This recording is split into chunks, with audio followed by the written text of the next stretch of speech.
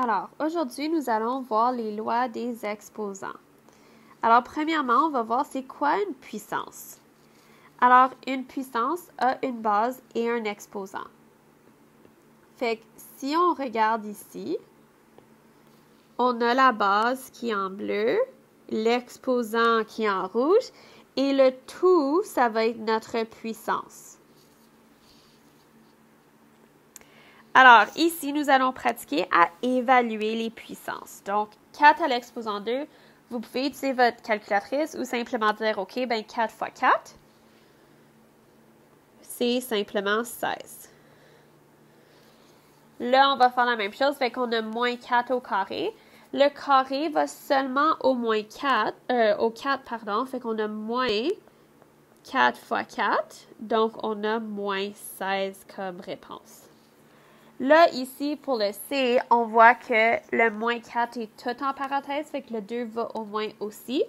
Fait qu'on a moins 4 fois moins 4, ben moins 4 fois moins 4, c'est 16. Ici, si on regarde, on a moins 1 à l'exposant 5, fait que ça veut dire qu'on a moins 1 fois moins 1 fois moins 1 fois moins 1 fois moins 1. Ce qui veut dire qu'on a moins 1 comme réponse. Puis là, finalement, le E, on a moins 1 à l'exposant 5, mais l'exposant est seulement pour le 1.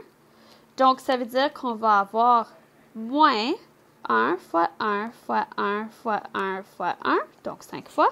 Fait que, comme réponse finale, on va avoir moins 1. Fait que, allons revoir les lois des exposants ensemble. Fait que ici, lorsqu'on a le produit des puissances, donc, quand on a la même base, ce qu'on fait avec les exposants, c'est qu'on les additionne. Donc, par exemple, on a 2 à l'exposant 3 fois 2 à l'exposant 5. On va avoir 2 à l'exposant 3 plus 5. Donc, on va avoir comme réponse finale 2 à l'exposant 8. Ensuite, quand on fait le quotient de puissance, donc une division, puis on a la même base, on va faire une soustraction entre les exposants.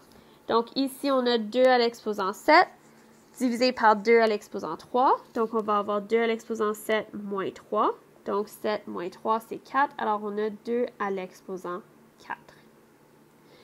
Lorsqu'on a une puissance d'une puissance, on va multiplier les exposants. Donc, si on a ici x à l'exposant a à l'exposant b, on va avoir x à l'exposant a fois b.